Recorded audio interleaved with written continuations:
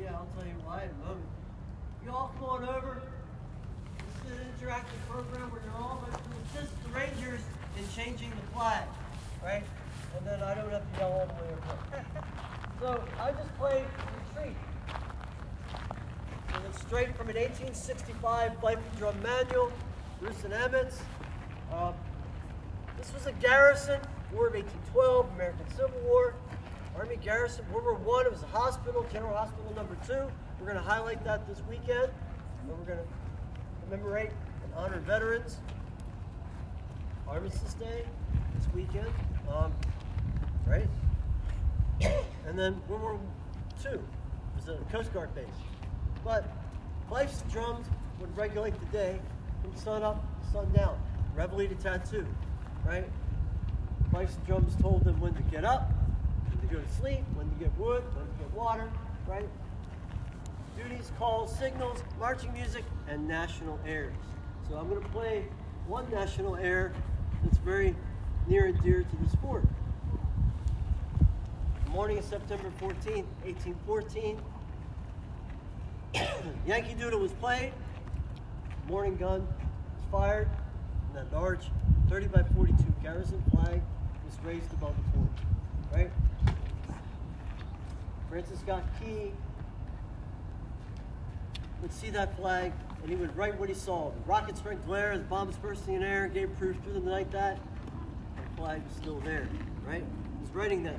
Or those very ramparts, right up here, he watched. And right here is where that big garrison flag was raised. The storm flag that flew through the night was lowered, right? Francis Scott Key, Colonel Skinner, and Dr. Beans, who had been detained out there on the river by the Royal Navy, would be released. They would go back to Baltimore. Francis Scott Key would go into the Indian Clean Hotel, tighten up those 4 stanzas. His brother-in-law takes that manuscript to the printer. It's printed on broadsides, newspapers, right? Anacreon in heaven is merged with the stars, with the defense of Fort McHenry to become the Star Spangled Banner. Printed all over the country, and it goes viral. Right? It's a top 10 hit, the Star Spangled Banner, right? Many years it's in publications. In 1931, it becomes our official national anthem, right? So, the reason we always fly a flag 24/7, right? Harry S. Truman signs the proclamation, right? Stating that Fort McHenry will always fly a flag 24/7, 365 days out of the year. We always fly a flag, right? There are other sites: the White House, the Washington Monument, Ports of Entry, Valley Forge, Arlington. They fly a flag 24/7. But this is the first site designated because of what happened here in 1814. Right? So we're going to recreate that moment, but in reverse. We put up our 5x9 modern storm flag, 50 star, 13 stripes, all weather, and it's illuminated by solar panels hooked up to LED lights at night. It is properly illuminated, so we got that covered, right? This morning, if you were here at 10 o'clock, you would have assisted us in putting up the 10 by 14, 15 star, 15 stripe flag. We're going to bring that down. Y'all are going to catch it. We'll talk about it. Fold it up, put it away for the night. And tomorrow at 10 o'clock, we all come back and we'll put that back. Okay? You ready, Ian? Okay. Now, I'm going to play Yankee Doodle at the end. You guys got to catch this flag. Okay? Yeah, and for those that want to help catch the flag, if you're going to be on my left here, here's the wing line. The flag is this one. Go, Emily, go.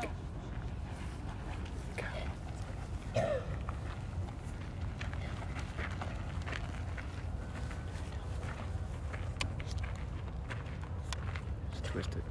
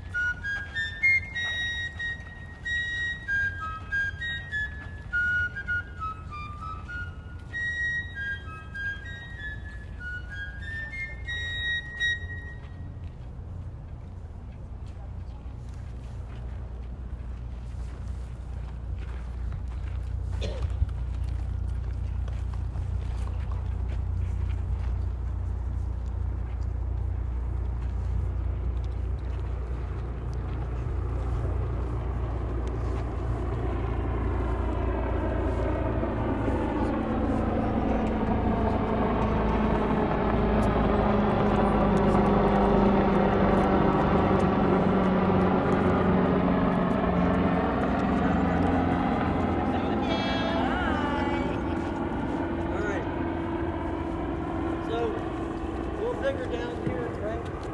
This is a little smaller than the 17 by 25 storm flag that flew through the night. This is 10 by 14. The flag that flew through the night in 1814, 25 hours during that bombardment, was the size of the blue field on the big flag, the 30 by 42 garrison flag, right? Major Armistead arrives here in 1813, has 2 flags made. And Mary Pickersgill, right, indentured servants, enslaved daughters, stitched by hand for $500, 2 flags, a storm flag and a garrison flag. We know where the garrison flag is in Washington today. If you know where the storm flag is, we don't know what happened to it, let me know. Find that. I have an idea where it might be, but Share? I mean, Major Armistead's grave, he cut it up, spread it out, shared it, you know. Yeah. You know, it's so during the American Revolution, how many stars and stripes were on the flag? 13, right? Okay, 13. What's that, right? 13 stars, 13 stripes. 1795 to 1818. This flag is going to look. This is a very unique flag. You're going to add Vermont and Kentucky. 13, 14, 15. 15 stars, 15 stripes. Okay. This is a star-spangled banner, right? Banner with spangled stars. What are spangled stars? They're stars that are tilted, turned.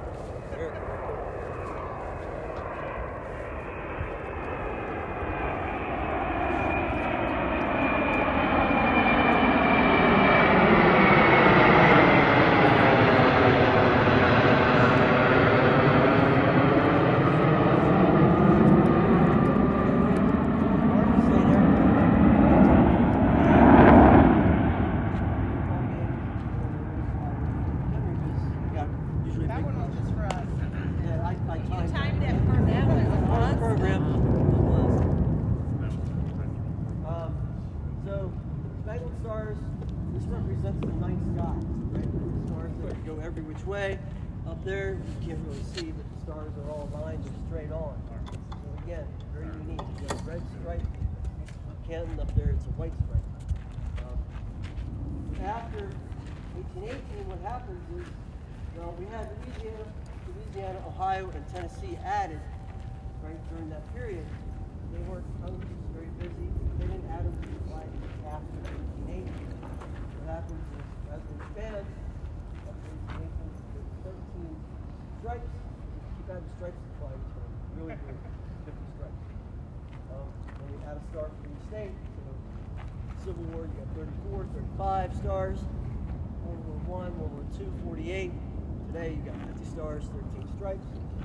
So was this the last one, like was 15 the most stripes there ever was? Yes. Okay, and then they went back down to 13. 13, right. So it'll never look like this again. So you get this in the gift shop, right? It's a very unique flag. Give it as Christmas presents. You can fly it here at Fort McHenry. Ian here, volunteer Ian, he lives on the eastern shore of Maryland, right? He comes and volunteers. He's part of the Fort McHenry Guard. He fires cannons and muskets. But where he lives, if his county or eastern shore breaks off from the state of Maryland, right, and they form their own state, which could happen, right? You never know. You never know. Right? The first place, when we have a new flag, 51 stars, right? The first place that flag will fly is Fort McHenry after midnight, July 4th. So save that for your picnic. Maybe that's trivia. Right? So that's Fort McHenry's very special. It's a national monument, historic shrine because of what happened. All right, we're gonna fold this up. We're gonna pass it over here. There, we'll fold it half and one bottom.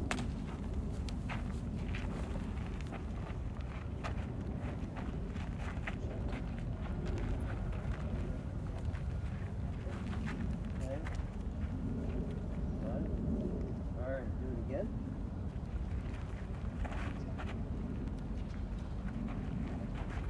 No, not gonna keep doing it. We're not done. Oh, I thought we were doing others. One more. Hold it to it. Okay. All right. One more fold.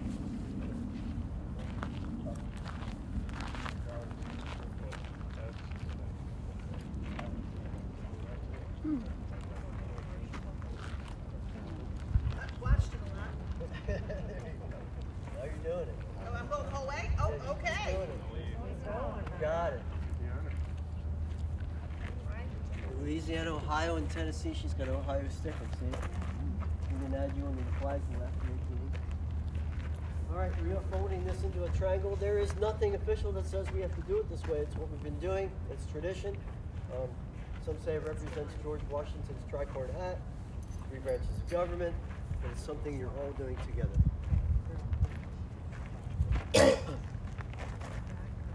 Okay.